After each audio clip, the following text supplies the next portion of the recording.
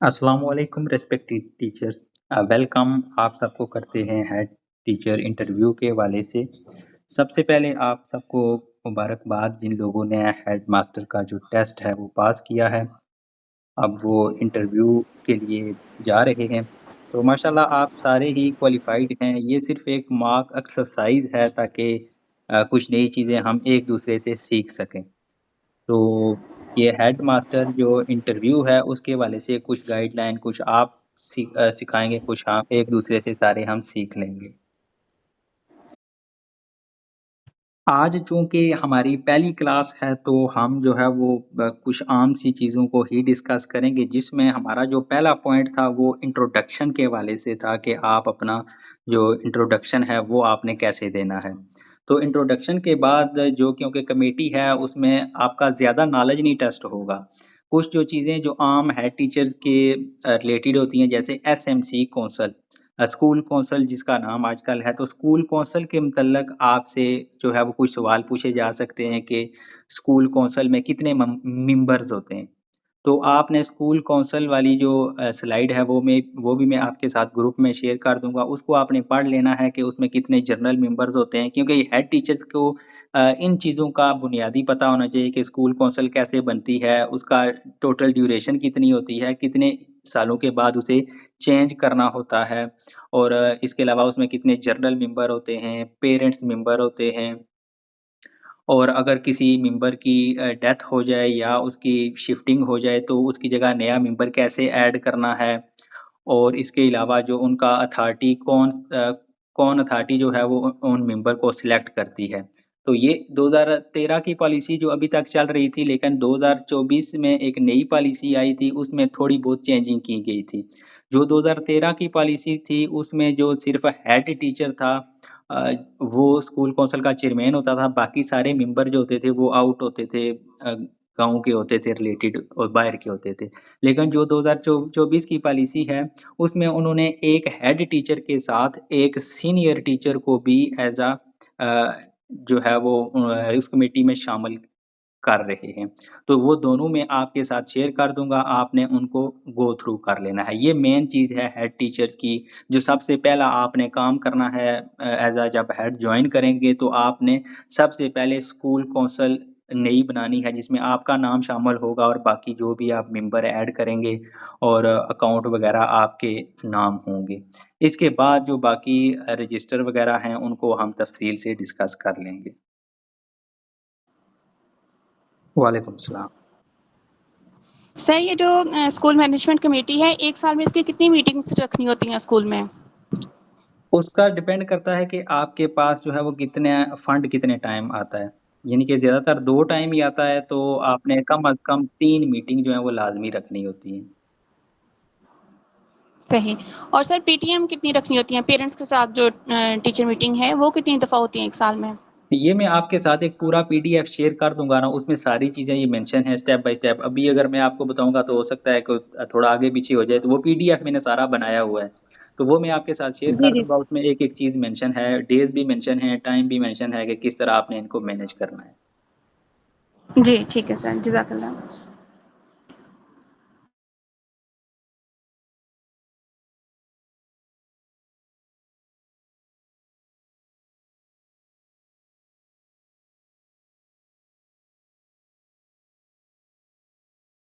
इसके बाद आपका जो मेन हेड टीचर का जो काम होता है वो एसीआर को लिखना है क्योंकि 3 साल के लिए आप स्कूलों में रहेंगे, तो वो एसीआर के मतलब आपसे क्वेश्चन पूछे जा सकते हैं कि एसीआर कब लिखी जाती है? और उसका रिपोर्टिंग ऑफिसर कौन होता है? प्राइमरी स्कूलों में कौन होता है? एलिमेंट्री में कौन होता है? हाई स्कूलों में कौन होता है? और एसीआर की कितनी टाइप्स हैं? गेज़ेटेड के लिए कौन-सी होती है? नॉन गेज़ेटेड के लिए स्केल 1 से लेकर 4 तक का कलर वगैरह और 5 से 15 तक और इसी तरह जो इससे अबव स्केल वाले हैं उनकी जो एसीआर है उनका कलर वगैरह इस तरह की चीज़ें एसीआर के मतलब हेड टीचर की जो मेन रिस्पॉन्सिबिलिटी है वो एसीआर को फिल करना होता है। तो इसके मतलब आपसे कुछ क्वेश्चन पूछे जा सकते हैं। उसकी भी मैंने एसीआर, पीआर के मतलब एक कंप्लीट लेक्चर तैयार किया हुआ है वो भी आपके साथ ग्रुप में शेयर कर दिया जाएगा। इनके पीएसटी, ईएसटी अगर प्राइमरी स्कूलों में हैं तो उनका जो रिपोर्टिंग ऑफिसर है वो एईओ होता है और जो उनके काउंटर साइनिंग होते हैं वो डिप्टी डीओ के होते हैं। इसी तरह जो पीएसटी और ईएसटी एलिमेंट्री स्कूलों में होते हैं, उनका जो रिपोर्टिंग ऑफिसर है वो एलिमेंट्री हेड होगा और उनका जो काउंटर ऑफिसर होगा वो डिप्टी डीओ होगा। पीएसटी, ईएसटी, एसएसटी जो हाई स्कूलों में हैं, उनका रिपोर्टिंग ऑफिसर हेड मास्टर होगा और जो काउंटर साइन होंगे वो डीईओ सेकेंडरी के होंगे। तो ये कुछ मेन चीज़ें हैं जो आपको एसीआर के हवाले से ज़रूरत पड़ सकती है। इसके अलावा जो एक मेन चीज़ है, आपने स्कूलों में जाना है तो टाइम टेबल। टाइम टेबल के मुतल्लक आपसे ये क्वेश्चन पूछे जा सकते हैं कि टाइम टेबल आपने कैसे मैनेज करना है? हो सकता है स्कूल में टीचर कम हों, तो जो क्राइटेरिया है गवर्नमेंट का उसके मुताबिक एक टीचर को कितने पीरियड देने हैं, ईएसटी के कितने पीरियड होते हैं पर वीक, एसएसटी के कितने होते हैं, डबल एस के कितने होते हैं, पीईटी के कितने होते हैं, हेड मास्टर जो एलिमेंट्री के होते हैं उनके कितने पीरियड होते हैं पर वीक, जो ऑफिशियल जो गवर्नमेंट का नोटिफिकेशन है उसके मुताबिक कितने होते हैं। बाकी तो आपने वहाँ पर जो आपका स्टाफ होगा उसके हिसाब से मैनेज करने हैं। जो ऑफिशियली है वो ईएसटी या एसएसई के होते हैं, वो 36 पीरियड जो है वो मिनिमम पर वीक आपने रखने होते हैं। इसी तरह जो एसएसटी हैं उनके 33 और जो डबल एस होते हैं उनके 28 और इसी तरह बाकियों के भी हैं, वो भी मैं आपके साथ ये सारा शेयर कर दूँगा।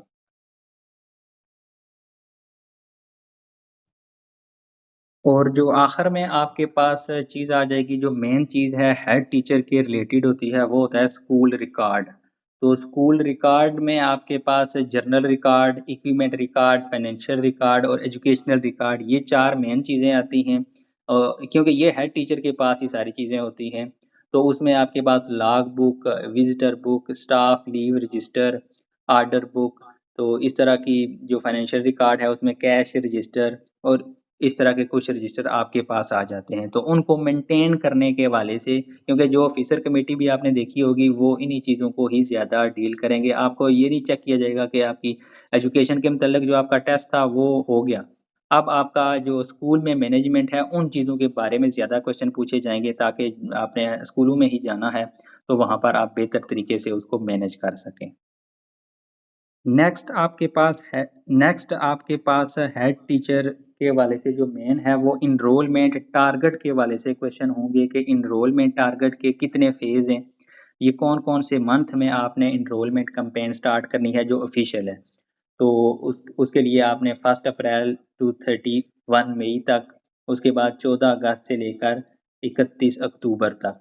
तो ये 2 आपके पास जो है वो टाइमलाइन होती हैं, इनमें आपने एनरोलमेंट के हवाले से काम करना होता है। उसमें परसेंटेज भी है कि कितनी आपने पिछले साल से जितनी आपकी एनरोलमेंट है, उससे कितनी आपकी इंक्रीज़ होनी होनी चाहिए। नेक्स्ट आपके पास जो ड्रॉप आउट की जो वजह होती हैं, वो भी आपको पता होनी चाहिए कि क्यों जो है वो ड्रॉप आउट बच्चे कर जाते हैं स्कूलों से। ये टीचर्स की कमी होती है या कोई और इश्यू होता है, तो वो सारी चीज़ें आपको 3-4 पॉइंट पता होना चाहिए कि डिस्टेंस स्कूल दूर होता है या पनिशमेंट की वजह से या लैक ऑफ फैसिलिटी की वजह से।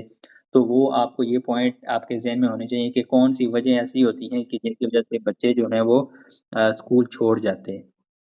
तो ये कुछ चाइल्ड लेबर भी इसमें आ जाता है। तो ये कुछ पॉइंट हैं जो आज हमने 3-4 तकरीबन चीज़ें डिस्कस की हैं। ये आपके मेन पॉइंट हैं, जो आपको हेड टीचर जो इंटरव्यू होगा, जो इंटरव्यू पैनल होगा, उसने आपसे इन्हीं चीज़ों के मुतल्लक ही पूछना है। कोई 1-2 क्वेश्चन वो आगे-पीछे से पूछ सकते हैं। बाकी हम इसका जो पूरा एक-एक टीचर का इंटरव्यू भी हम कंडक्ट करेंगे इंशाल्लाह, ताकि जो सारे जो डिफरेंट क्वेश्चन हैं वो भी आपके सारे कवर हो जाएँ। लेकिन जो मेन चीज़ें 4-5 पॉइंट हमने डिस्कस किए हैं, इन्हीं में से ही आपका जो सारा इंटरव्यू है वो क्लियर हो जाएगा। बिल्कुल एनरोलमेंट टारगेट के हवाले से है कि आपका जो 2 फ़ेज़ में आपने एनरोलमेंट टारगेट कंप्लीट करना होता है। एक यकम अप्रैल से 31 मई तक 50% टारगेट आपका अचीव होना चाहिए। यानी कि आपको 100% इतना टारगेट दिया जाता है, आपने 10 बच्चे एनरोल करने हैं, फ़र्ज़ करें एक स्कूल में, तो आपने 5 बच्चे इन मंथ में एनरोल कर लेने हैं। उसके बाद दूसरा फ़ेज़ जो है वो 14 अगस्त जैसे स्कूल ओपन होते हैं तो 31 अक्टूबर तक होता है। तो आपने जो बकिया 5% स्टूडेंट हैं वो आपने एनरोल करने हैं, यानी कि जो आपको 100% टारगेट दिया होता है वो 31 अक्टूबर तक कंप्लीट होना चाहिए। इसके बाद क्योंकि सेंसिस शुरू हो जाता है, तो वो सेंसिस में जो डेटा होता है वही सारा साल आपकी जो रेशनलाइज़ेशन या जो भी गवर्नमेंट पॉलिसी वगैरह बनाती है, वो उसी सेंसस की बुनियाद पर ही वो सारी चीज़ें फिर बनाई जाती हैं। जी सर। फिर आप कर अस्सलाम वालेकुम सर। वालेकुम सलाम। अच्छा सर, ये आपने बताया ना कि एनरोलमेंट के फेजेस जो हैं, टारगेट्स जो हैं 1 अप्रैल से 31 मई और फिर 14 अगस्त से 31 अक्टूबर तक, तब सेंसस भी उसके बाद में स्टार्ट हो जाते हैं। तो सर आप मुझे ये बताइए कि 50% फर्स्ट फेज में और 50% बचे सेकंड फेज में लाजमी एनरोल करने, अगर ये आंसर आता है तो, क्वेश्चन आता है तो ये। जी, बिल्कुल, ये ऑफ़िशियली जो ऑर्डर के मुताबिक है ना, जो नोटिफ़िकेशन के मुताबिक है, वो आपने कंप्लीट करने हैं। ओके, ठीक है सर। अच्छा सर, जो मैंने स्कूल लिखा था ना फर्स्ट प्रायोरिटी पे, वो जस्ट अभी उसका फर्स्ट साल होगा ये हायर सेकेंडरी के लिए।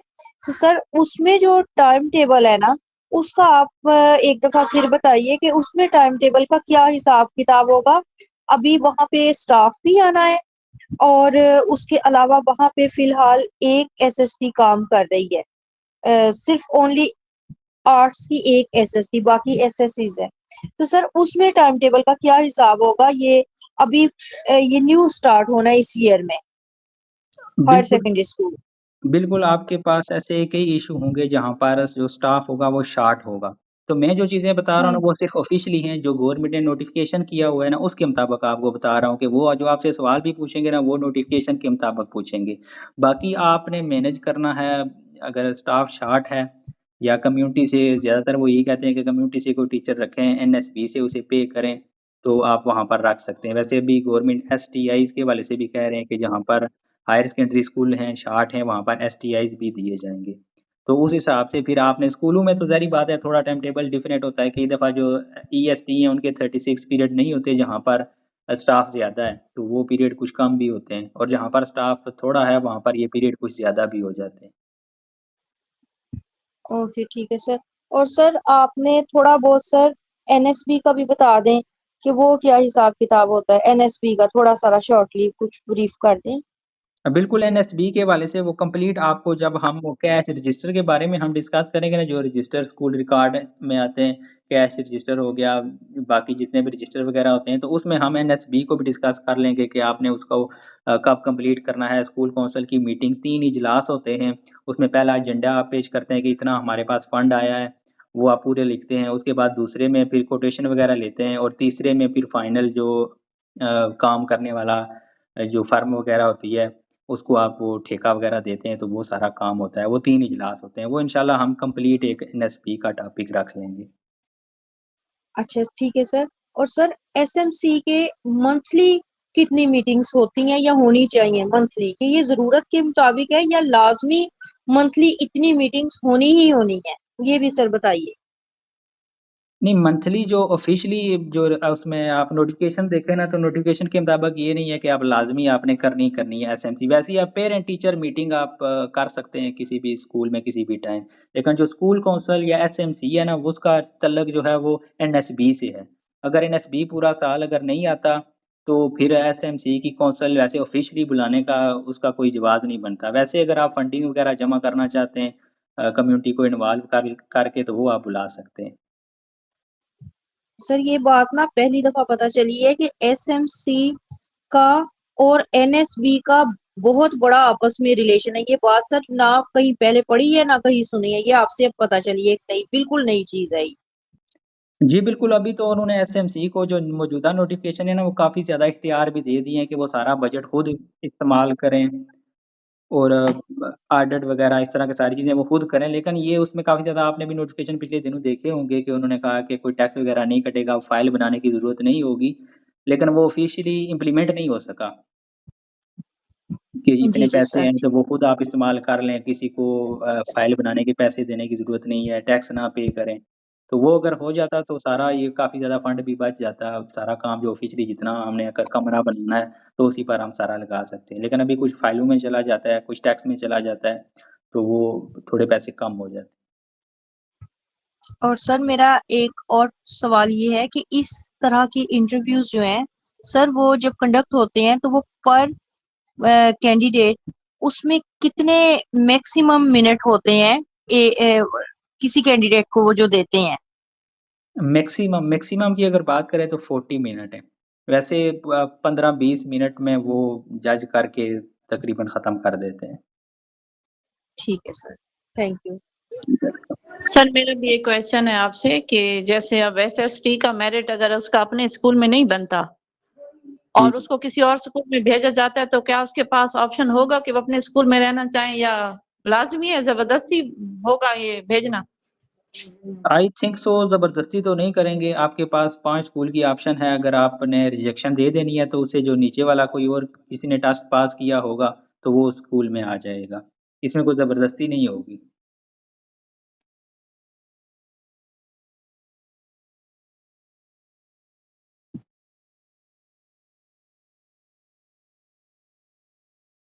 पता है कि बजट स्कूल में किस तरह से बनाते हैं?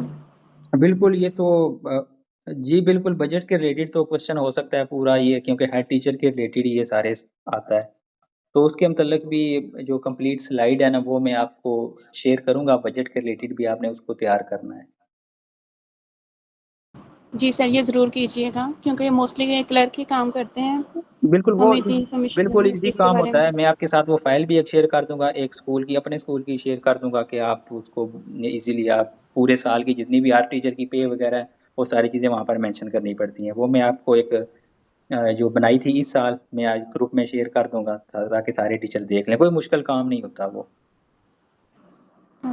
ठीक है सर। तो सर थोड़ा-से ब्रीफली बता भी दीजिएगा। जी, ठीक है, मैं उसके मतलब भी कंप्लीट आपको गाइड कर दूँगा। जज़ाकल्लाह सर। वेलकम।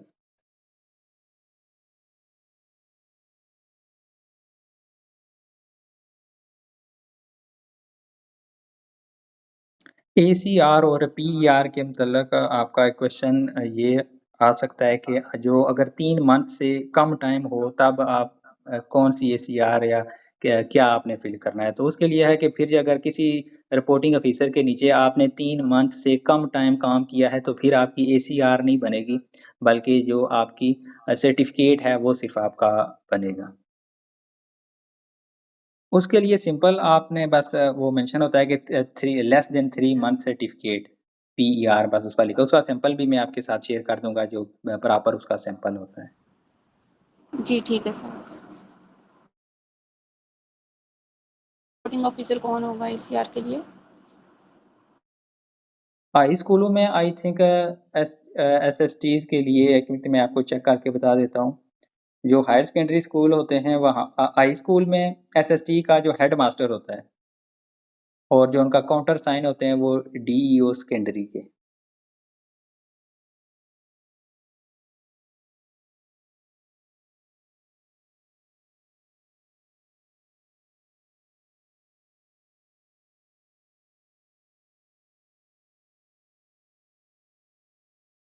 सर्विस बुक के मतलब भी आपका जो आपका हाई स्कूलों में आपका एसएसटीज़ के लिए होता है वो हेड मास्टर होता है, रिपोर्टिंग ऑफिसर, और जो काउंटर साइन होते हैं वो डीईओ सेकेंडरीज़ के होते हैं। इसके अलावा एक सर्विस बुक के मतलब भी आपको क्वेश्चन आप आई थिंक सारे एसएसटीज़ हैं तो एसएसटीज़ की सर्विस बुक नहीं होती।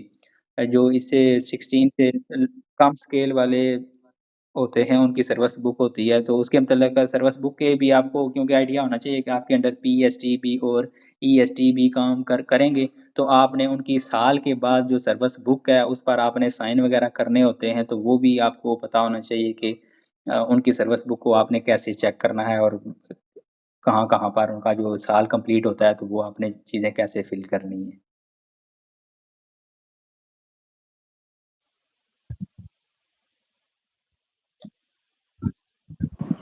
सर अगर हाई स्कूल में हेड जो है वो इंचार्ज हेड है 16 की ही है तो तब काउंटर साइन या रिपोर्टिंग ऑफिसर कौन होगा एसीआर के लिए?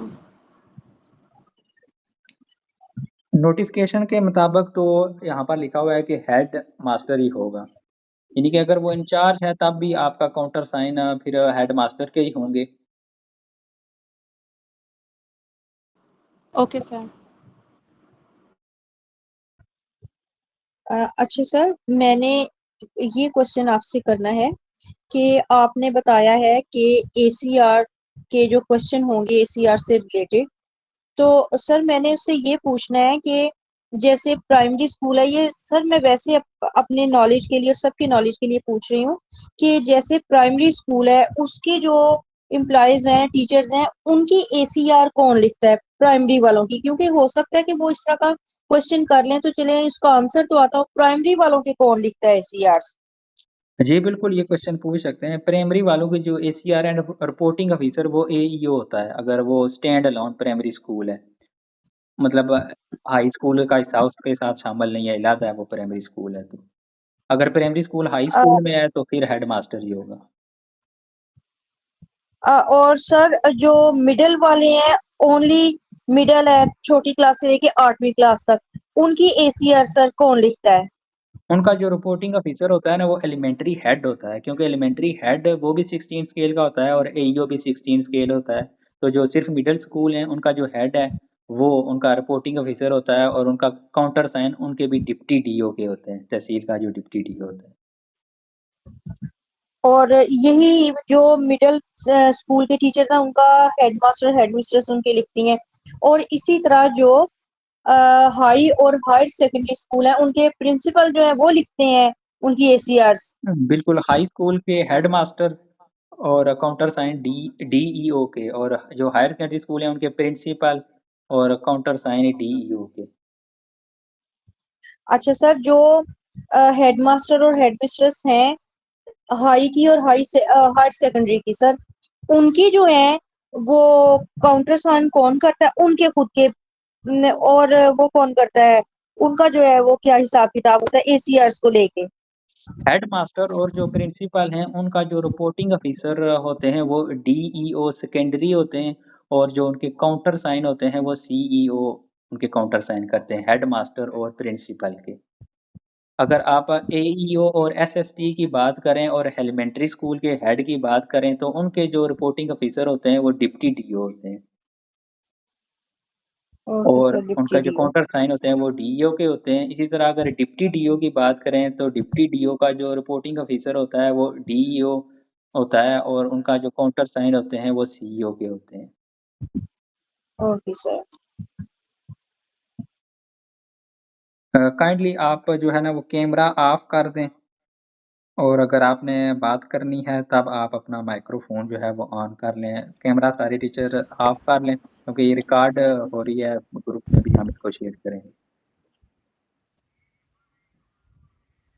अस्सलाम ठीक, वालेकुम सर। जी वालेकुम सलाम। अच्छा सर, काइंडली ये बता दें कि इंटरव्यू पैनल में कौन-कौन से ऑफ़िसर्स शामिल होंगे और ये डिविज़नल लेवल पे होगा या डिस्ट्रिक्ट लेवल पे इसका इनेकाद किया जाएगा? और साथ ये भी रिक्वेस्ट है सर कि कोई स्लाइड या कोई फ़ाइल आप शेयर करें तो ज़्यादा कोशिश किया करें उर्दू में हो, वो समझने में थोड़ी आसानी होती है। Thank you sir. जी सर। जी सर, इंशाल्लाह स्लाइड का मैं कोशिश करूँगा, क्योंकि हम कंप्यूटर पर कोशिश होती है कि इंग्लिश में ही ज़्यादा चीज़ें ईज़िली क्लियर हो जाती हैं। चलें मैं कोशिश करूँगा उसको उर्दू में ट्रांसलेट कर दूँ। बाकी सर आपने पूछा कि जो पैनल है उसमें आपने देखी होगी लिस्ट, तकरीबन हर लिस्ट में जो है वो सीईओ को शामिल किया गया है, डीओ को शामिल किया गया है, और एक जो है वो पेक्टा का कोई नुमाइंदा उसमें शामिल है, और एक इसी तरह डिप्टी डीओ तक भी हो सकता है वो शामिल कर लें, यानी कि डिप्टी डीओ से कम कोई बंदा उसमें शामिल नहीं होगा। इसके अलावा आपने दूसरी क्या चीज़ पूछी है इसमें, काइंडली दोबारा बता दें? जी सर, मैंने कहा है कि मैं डिविज़नल लेवल पे होगा या डिस्ट्रिक्ट लेवल पे भी ये करेंगे? मतलब हमारे अब ये सरगोदा के 4 अज़ला हैं, तो सिर्फ़ सरगोदा में ही होगा या खुशाब, बकर, मियांवाली में अलग-अलग इंटरव्यूज़ होंगे? जी, अभी तक की जो मालूमात है ना उसके मुताबिक जो है वो डिवीज़न लेवल पर ही हो रहा है। जी, ठीक है सर। जी। एक्सक्यूज मी सर, अब इन भाई ने जो क्वेश्चन किया है तो उससे रिलेटेड मैं भी क्वेश्चन कर रही हूँ। सर मेरा जिला है सियालकोट, जी, जी। और तो मैंने ये पूछना है कि इसमें जो गखड़ और गुजरांवाला का कल जो लेटेड इशू है उसके बारे में है, तो सर सियालकोट वाले गखड़ या उधर गुजरांवाला जाएंगे, और फिर ये कैसे पता चलेगा? ये लिस्ट अभी सियालकोट की तो बिल्कुल भी शेयर नहीं हुई, तो सर ये कैसे पता चलेगा? ये ऑफिस से फोन आएगा, सीईओ ऑफिस से फोन आएगा? बिल्कुल, जिस तरह पहले आपको उन्होंने कॉन्टैक्ट किया था ना, ईमेल भी की थी, तो इसी तरह अब जी। भी वो आपको ईमेल करेंगे और लिस्ट भी आ जाएगी कि कहाँ-कहाँ पर किन-किन डिस्ट्रिक्ट के इंटरव्यू हो रहे हैं। और सर उसमें जो टीचर अपने जिला का है, उसमें सीओ और डीओ वो तो सारा गुजरांवाला का और गखड़ का लिखा है, तो वहां के जो सीईओज हैं वो इंटरव्यू लेंगे गखड़ और गुजरांवाला के? बिल्कुल ऐसे ही है। हो सकता है कि वो 2-3 पैनल बना लें, सीईओ सारे वहाँ पर इकट्ठे कर लें, इस तरह वो कंडक्ट कर लें कि एक सीईओ और एक डीओ टीम बना लें डिफरेंट अज़ला की, और वहाँ पर वो कंडक्ट कर लें। और वो ये जो है डिसीजन वो लाजमी करेंगे ही, या उसमें टीचर्स की वो देख के, स्ट्रेंथ देख के फिर करेंगे ये चीज? बिल्कुल टीचर की स्ट्रेंथ देखेंगे अभी, क्योंकि फाइनल लिस्ट नहीं ना आई। फाइनल लिस्ट आती है और इंटरव्यू वगैरह के लिए जो ईमेल वगैरह हैं वो टीचर को आती हैं, तो फिर वेन्यू भी डिसाइड हो जाएगा कि डिस्ट्रिक्ट पर करेंगे या डिवीजनल लेवल पर करेंगे। Okay sir, thank you.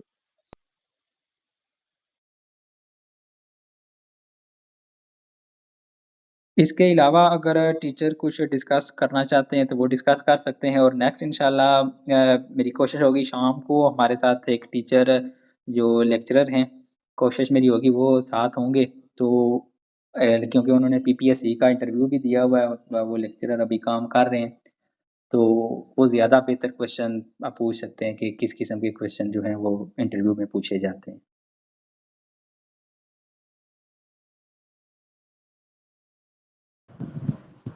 बहुत शुक्रिया सर, बहुत अच्छा सेशन था, बहुत इन्फॉर्मेटिव था। सर एक बात पूछनी है कि ये 10 बजे इंटरव्यू की टाइमिंग उन्होंने दी है, तो इसमें हमने अपने ओरिजिनल डॉक्यूमेंट साथ लेके जाने हैं और 2 कॉपीज़ फ़ोटोकॉपीज़ लेके जानी है। इसके अलावा क्या रिक्वायर्ड होगा? बस आपकी यही मेन चीज़ें हैं, आप अपने ओरिजिनल डॉक्यूमेंट ले जाएँ और सीएनएसी वगैरह, और जो आपकी जो अगर पीएचडी अगर एमफिल है कोई, तो वो लाज़मी लेकर जाएँ, क्योंकि उसके आपको मार्क्स मिलेंगे एक्स्ट्रा। बाकी आप फर्स्ट जॉइनिंग वगैरह लेकर चले जाएँ।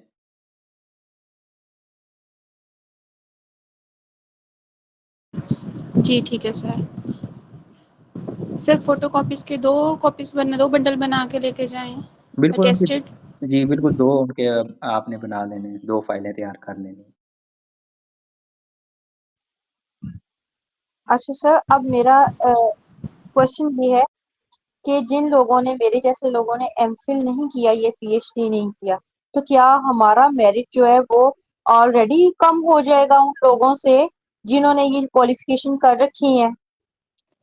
जी, बिल्कुल, वो तो ज़ाहिर बात है, उन्होंने उसमें मेंशन किया हुआ है कि जिनका ये चीज़ें हैं, कोई पब्लिकेशन है, उनको एक्स्ट्रा मार्क्स मतलब ऐसे ही मिल जाएँगे, सिर्फ़ वो पब्लिकेशन दिखाएँगे और उनको वो मार्क्स अलॉट हो जाएँगे, बाकी सब के वो माइनस रहेंगे।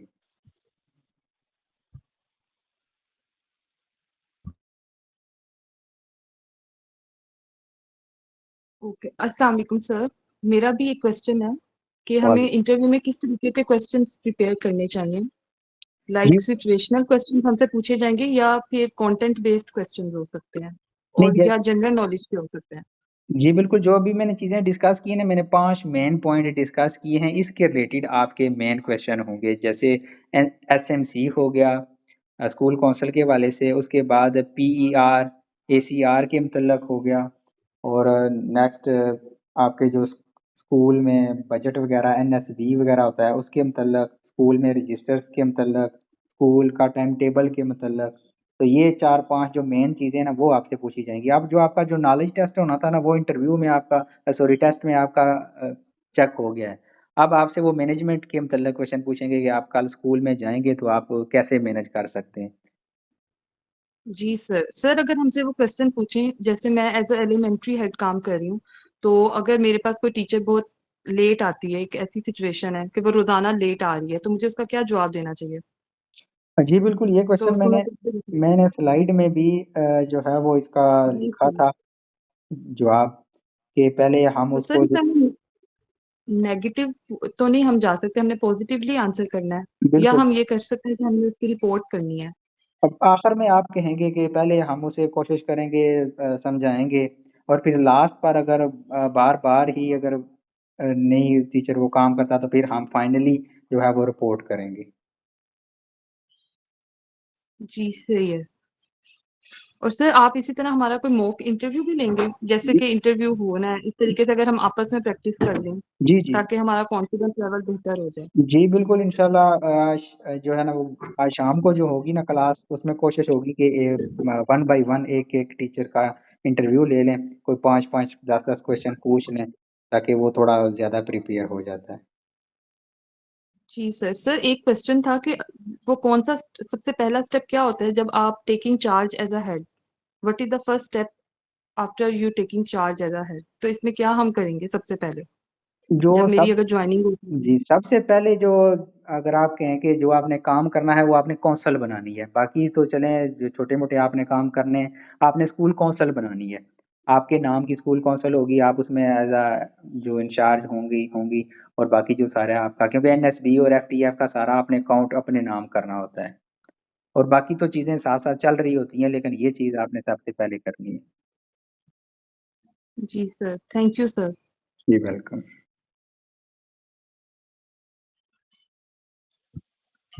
अच्छा सर, टाइम टेबल से रिलेटेड मेरे ज़हन में एक और क्वेश्चन आया है, ये कि अगर स्कूल में बच्चों की स्ट्रेंथ ज़्यादा है, बच्चों की पॉपुलेशन ज़्यादा है और टीचर्स कम हैं, तो उस सूरत में हम टाइम टेबल को कैसे बनाएँगे? ये भी सर आपने बताना है कि जैसे आपने बताया है कि ईएसटीज़ के 36 पीरियड, एसएसटीज़ के 33 होते हैं और एसएसएस के 8 होते हैं। अगर स्टूडेंट्स ज़्यादा हैं और टीचर्स कम हैं, तो फिर उसमें हम टाइम टेबल को कैसे मैनेज कर सकते हैं? इसका भी सर बताइए। जी, ये जो टाइम टेबल बताया ना, ये मिनिमम पीरियड है। मिनिमम यानी कि 36 आपने लाज़मी देना है, एक टीचर ने ला जिस तरह हेड का भी होता है ना कि कुछ जगहों पर जो हेड्स होते हैं वो पीरियड नहीं लगाते, स्टाफ क्योंकि ज़्यादा होता है। तो और टाइम टेबल का पर उन्हें लिखना पड़ता है कि मैं जो है वो हेड मास्टर हूँ और मैं 18 पीरियड हफ़्ते के लगा रहा हूँ।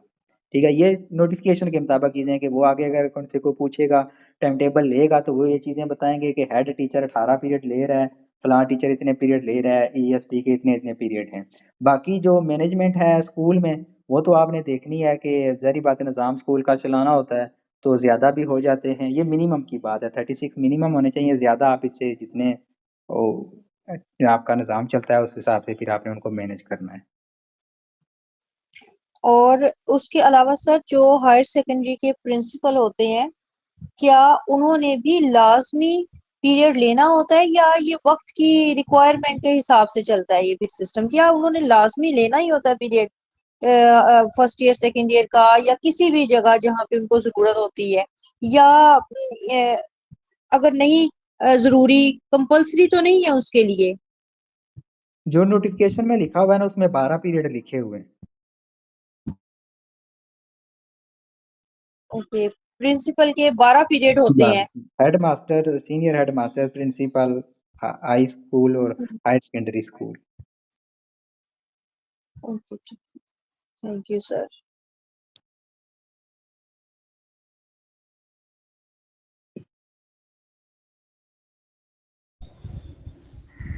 ये 12 पीरियड पर वीक है।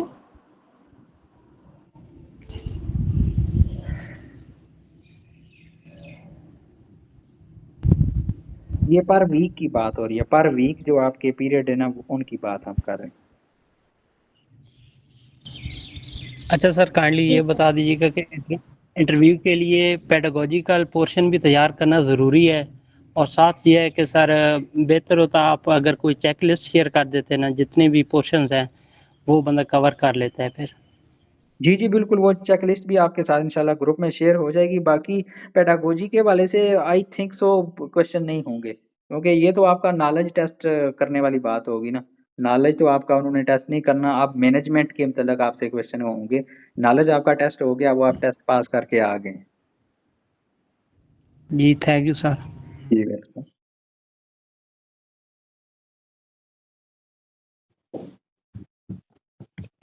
अच्छा सर, मेरा ये एक और क्वेश्चन है कि आपने कहा है कि हेड बनते ही अगर वो कहते हैं कि सबसे पहला काम आप स्कूल में जाके क्या करेंगे, तो सर उसमें आपने गाइड किया कि एसएमसी दोबारा से बनानी पड़ेगी। जी। उसमें अपना नाम भी डालना पड़ेगा। उसके अलावा सर कौन-कौन से इमीडिएटली कौन-कौन से फंड्स हैं जो उनका जो है अकाउंट नंबर अपने नाम करवाना है फौरी तौर पे? बिल्कुल, ये तो पहला काम आपने कर दिया।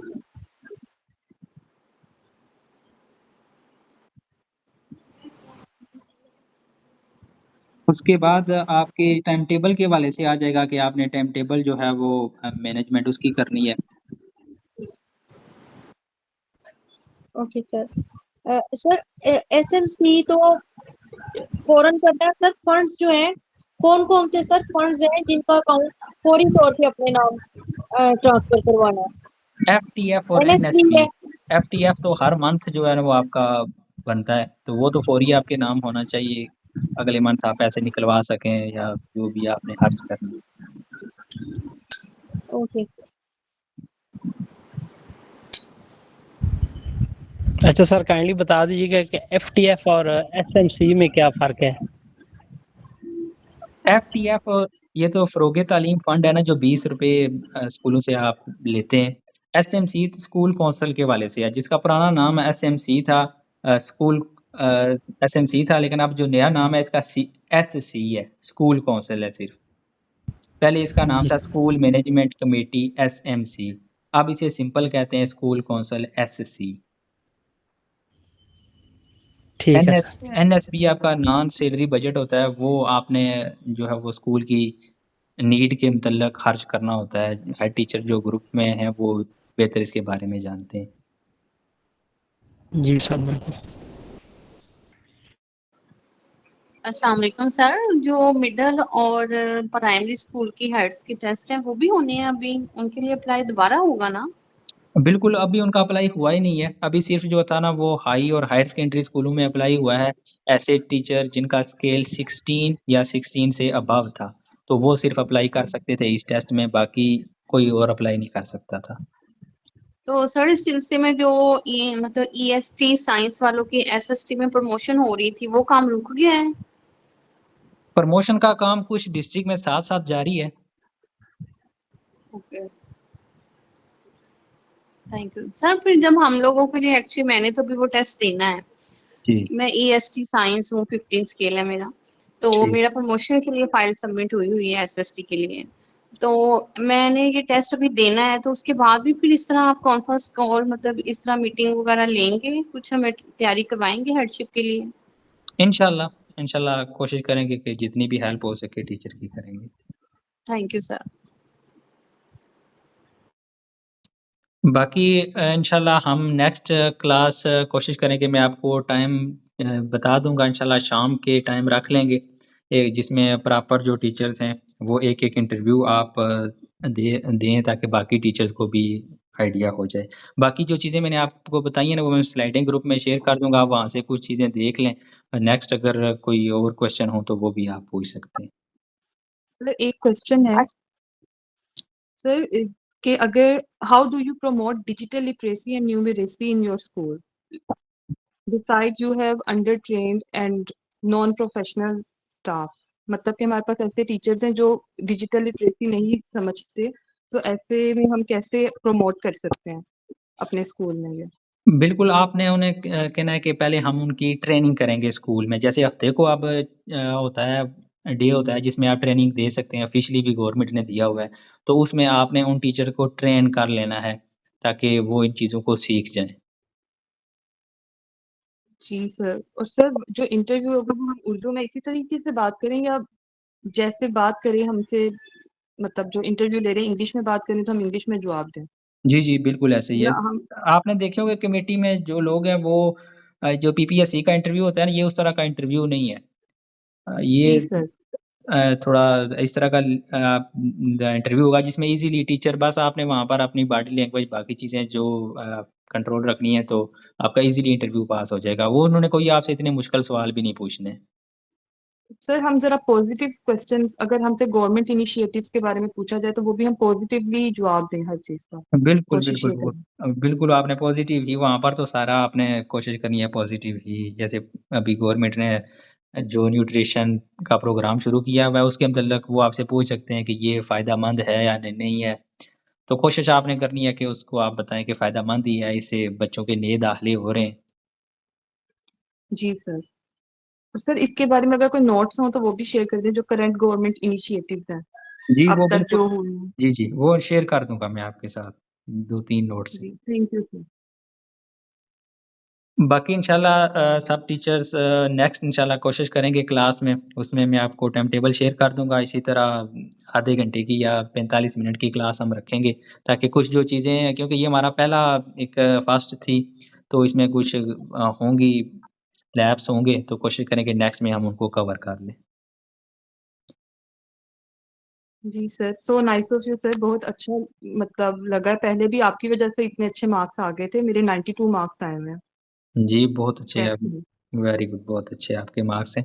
तो इंशाल्लाह एंड एंड पर जब आपके इंटरव्यू हो जाएँगे तो ऑफ़िशियली भी उसके बाद एक हम क्लास रखेंगे, जिसमें आप अपने ये सारे आपने शेयर करने हैं, जिन लोगों ने टेस्ट भी दिया है, इंशाल्लाह। इंटरव्यू भी दिया है, तो ताकि बाकी टीचर्स भी मोटिवेट हों। जी सर, अच्छा thank you sir, so much sir. Sir मेरा ये क्वेश्चन है कि जो एसएमसी है वो कौन कौन से फंड यूटिलाइज कर सके, इस कमेटी के थ्रू कौन कौन से फंड यूटिलाइज होते हैं? इससे जो मेन फंड है ना, वो एनएसवी ही है। एफटीएफ जो है वो हेड टीचर की स्वाबदीद होती है, वो खर्च कर सकता है अपने बिहाफ पे। उसमें कोई कमेटी वगैरह के साइन की ज़रूरत नहीं होती है। Okay sir, okay. हुँ।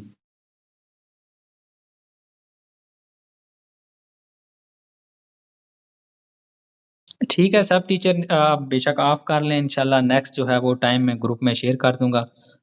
अल्लाह हाफ़िज़, इंशाल्लाह नेक्स्ट क्लास में कोशिश करें कि मज़ीद कुछ चीज़ें हम डिस्कस कर लें। Sir thank you so much. अल्लाह हाफ़िज़। अल्लाह हाफ़िज़। ओके सर, अल्लाह अल्लाह हाफिज। अल्लाह अल्लाह हाफिज सर। अल्लाह ओके सर, अल्लाह हाफिज। अल्लाह हाफ़िज़।